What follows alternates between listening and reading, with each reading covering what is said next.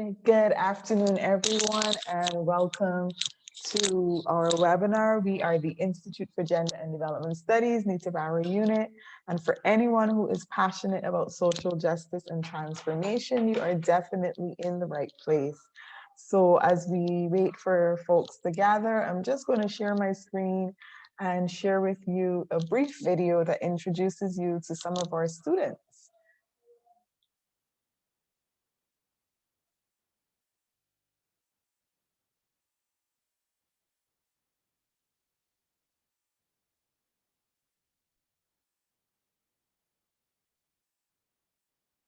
Is targeted toward persons who already.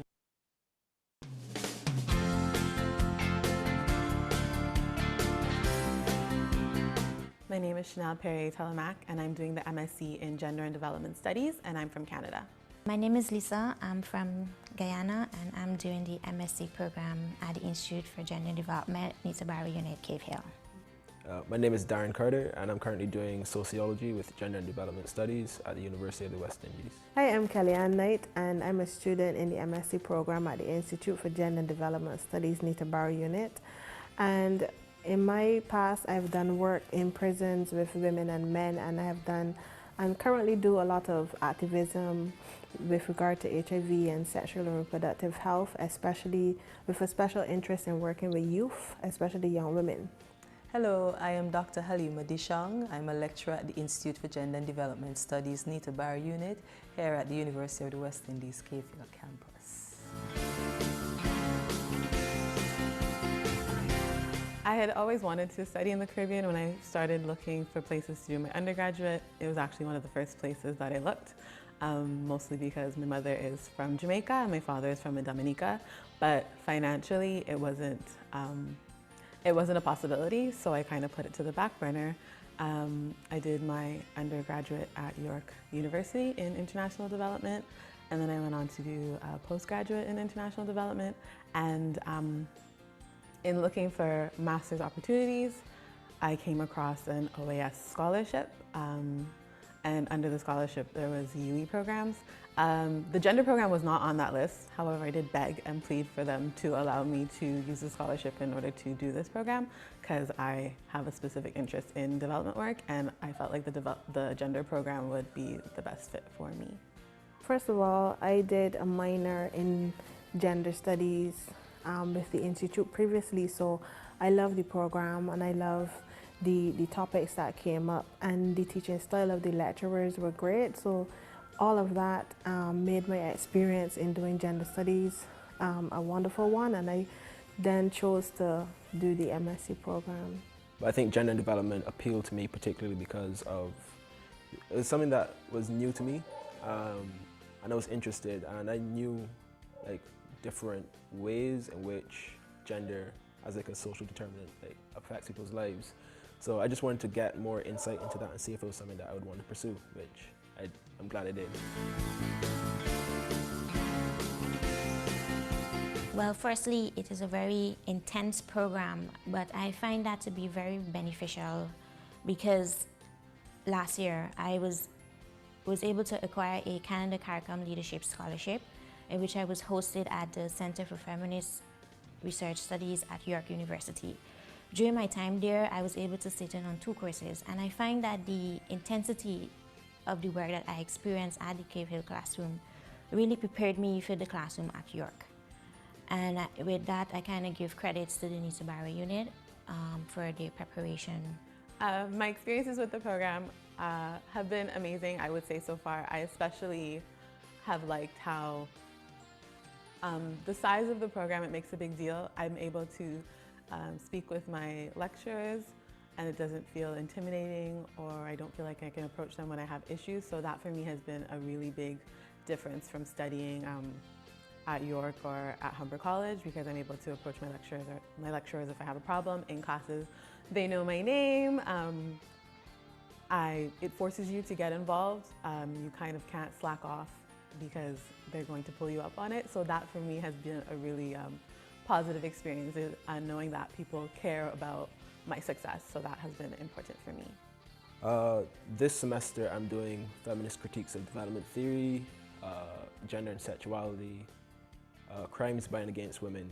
But I think last semester my favorite course was Men and Masculinities, mainly because of the ways in which we analyze portrayals of masculinity in popular culture. I think the way in which hegemonic masculinities are portrayed and the ways in which we subvert or challenge these masculinities is also like a key aspect of the course, and I think that's why I enjoyed it so much, because it was very contemporary and very relatable to like the struggles and stuff we go through. So the MSc is targeted toward persons who already work in the area of development studies, development policy and planning, so persons working at Gender Bureau across the Caribbean, as well as persons working in ministries of social care, social development, also persons working with civil society organizations, and persons who may have intentions of working with global governance entities such as the IMF, the World Bank, several arms of the United Nations. We draw on a wide range of persons within the IGDS NBU, as well as our associate faculty from at the Havel campus, and we also bring into the classroom development policy practitioners from various UN agencies, the Caribbean Development Bank, and our partners. So in the classroom, you will be exposed to a wide range of persons and bringing their expertise as well. I should also say that persons taking the MSc in Gender and Development Studies have the option of either producing a piece of original research based on the collection of data and the analysis that it would do, using the different tools that they would have learned within the classroom, and they also have the option of doing an internship at an international development agency. I would absolutely recommend the program. Again, just because the faculty of the IGDS are just so caring and they're considerate and they want you to do well. I think that plays a really big role, and I think that's what makes the program so appealing. Because of the size of it, you will get that attention and you learn more, because you kind of can't, as I said before, go by the wayside. Like you have to pay attention, you're forced to learn, and the lecturers are really brilliant, so I feel like I definitely would recommend this program. now I find myself like whenever I'm with my friends or my peers, I find myself like hearing like the way we talk or the way we talk about women or like different gender topics, and I find myself thinking like, wow, this is actually like applicable, this is like real life, and we're doing some of the things that are actually problematic and reproducing these same narratives about women. And yeah, I just find myself thinking about it more and like correcting my friends more, which is like, I don't know, I can't like turn it off now. You're always questioning knowledge, you're questioning why, how this affect others and why some groups of people over others. Should you have any inquiries, feel free to contact us via email at gender@kfil.uwi.edu, or you can contact the School for Graduate Studies and Research for any inquiries about the program. Somebody will always be there and happy to assist you.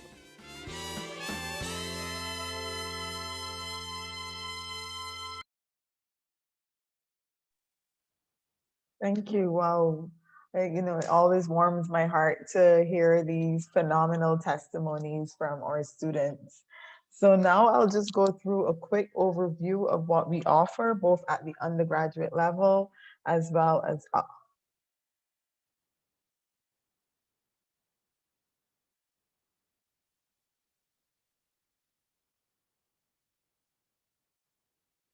oh, sorry about that.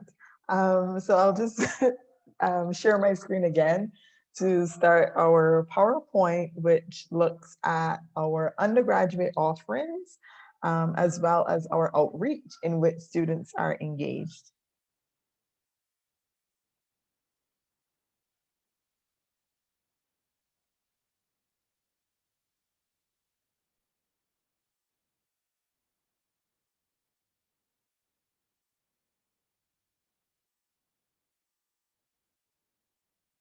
Okay, here we go. So again, we are the Institute for Gender and Development Studies, Nita Barry unit, and we are a unit of teaching, research, and outreach. When it comes to teaching, we can boast that we do have the highest student evaluations of our teaching. So students score us the highest among their lecturers on the campus. In terms of our research, our faculty and also our students are engaged in research on a range of different topics, including Caribbean feminisms, intimate partner violence, mothering, neoliberalism, and among others. We're also a unit of outreach, and we have 6 active regional and national projects where we take our work directly into Caribbean communities. But first, let's just meet a few of our graduates. You've met some of our students already. Here are some of our graduates. So our newest PhD, Dr. Daniil Bob, 2019 graduate of our PhD program with a thesis entitled Negotiating and Navigating Motherhood and Work, Voices from the Anglophone Caribbean. And Dr. Bob is off to a brilliant start in her academic career and already has a book submitted for publication. So we have some very strong alumni at the Nita Barra unit. Here is Dr. Tara Wilkinson McLean from an earlier cohort, graduate of our PhD program, who's a feminist media studies scholar, researches on media and masculinities, lectures in the area of marketing and communications, and is also a public relations professional and an entrepreneur with her own public relations firm. And just another one of our graduates as well, Dr. Andrea Baldwin, currently assistant professor of Black feminisms at Virginia Tech. And previously she's taught in the US at Connecticut College, as well as she taught women's studies in the Alabama Prison Arts and Education Project. Currently working on her first book entitled Black Feminism, Postcolonialism, and American Higher Education. So you can see that our graduates are just shining. In terms of our teaching, we do have the minor in undergraduate studies in gender and development studies, where we teach a range of undergraduate courses.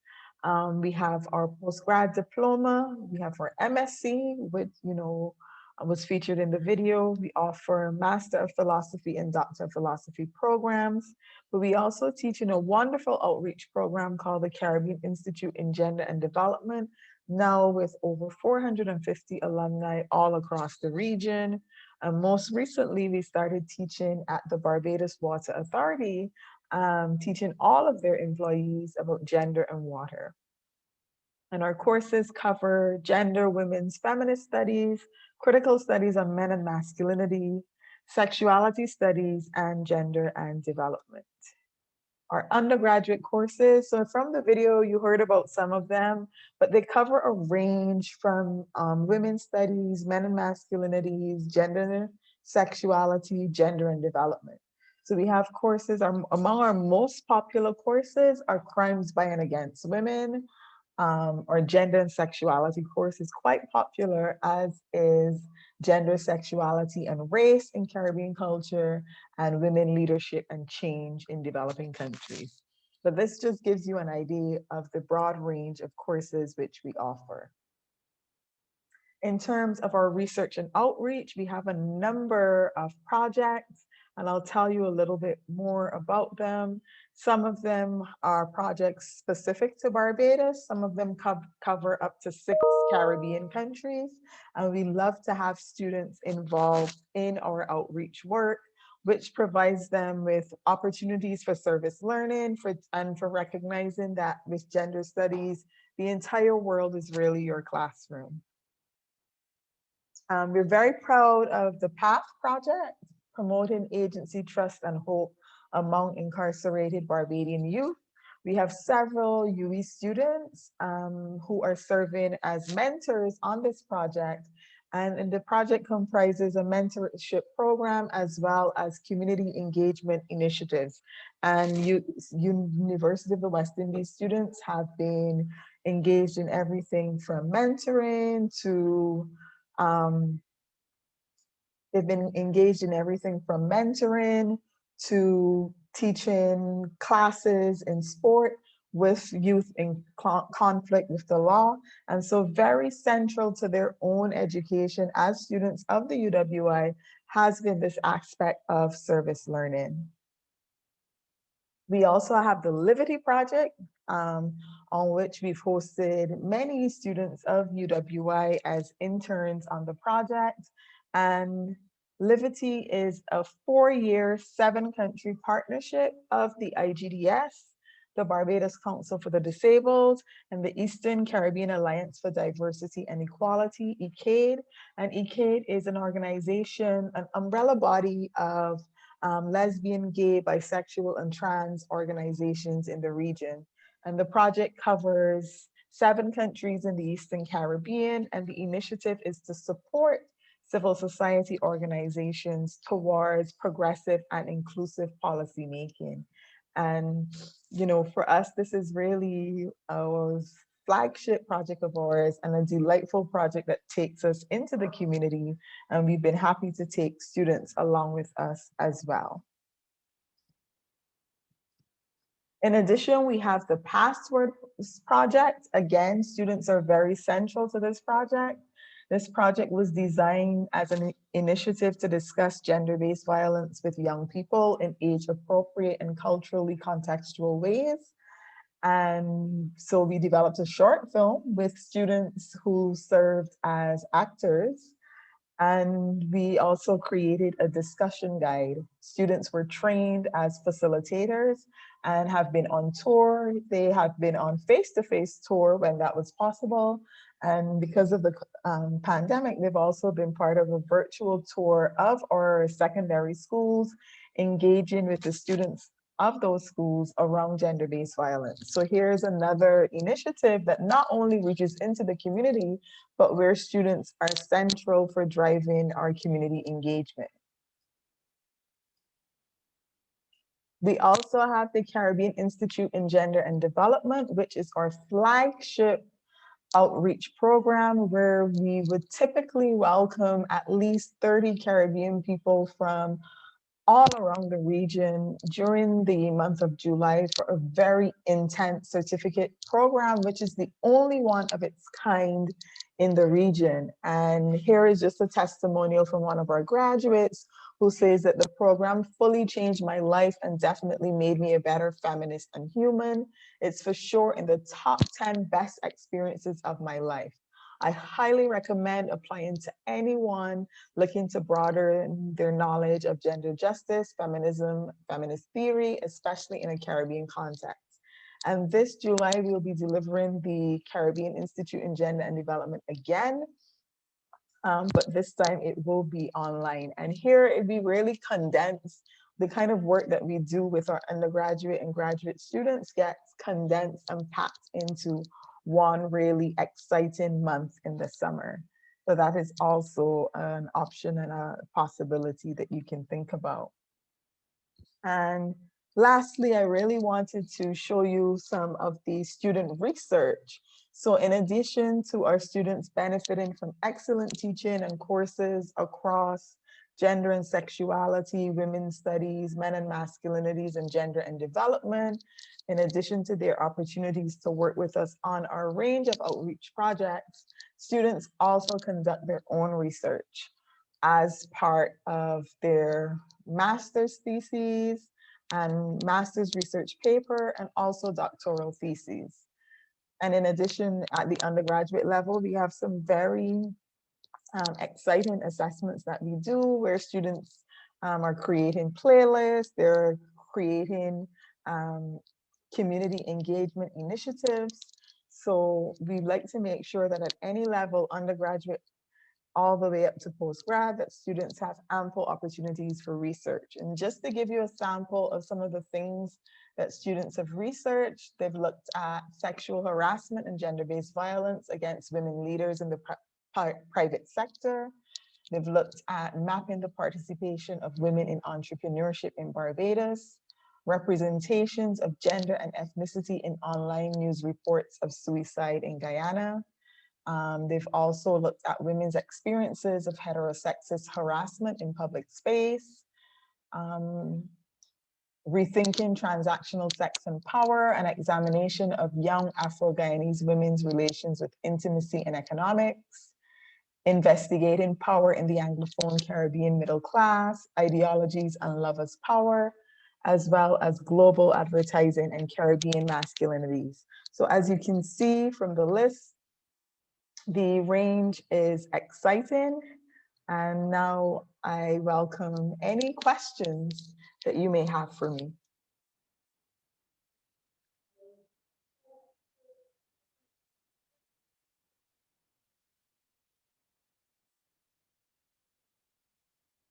Any questions? There are no questions in the chat.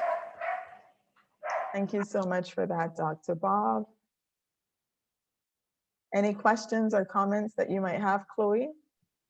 Yeah, I had a question. In the video, a few students mentioned going to York University. Do you have, does the school have a relationship with that university specifically, or? So yes, but it doesn't preclude really. I take it you're studying in Canada? I'm Canadian. Okay. Yeah, but I'm not studying yet. You haven't started your studies as yet. So That's right. Yeah. okay, so we do have a relationship with York University, but also with University of Toronto in terms of we have affiliate faculty who are at those universities. So Lisa, who mentioned doing study abroad at York, she was hosted by Professor Kamala Kempadu, who is one of the leading researchers on sex work and sexual labor globally. And she is also affiliate faculty at the Native Barra unit. So we work very closely with her. She's here in Barbados for research, for supervision of our students as well. So yes, but also, so yes, we do have that relationship with York University, but at the same time, we have affiliate faculty at University of Toronto in Professor Alyssa Trotz, who is both in the Caribbean Studies department as well as women's and gender studies. And again, it's the same thing, opportunities for exchange. She also supervises our students. So yes, we already, in terms of gender studies, we have those relationships. Awesome. Thank you for answering. Or anything else?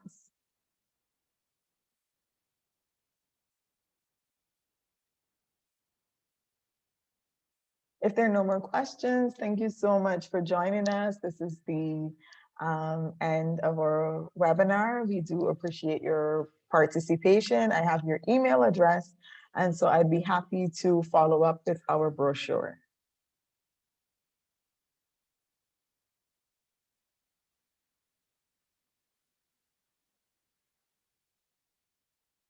Definitely. I look forward to hearing from you. Perfect.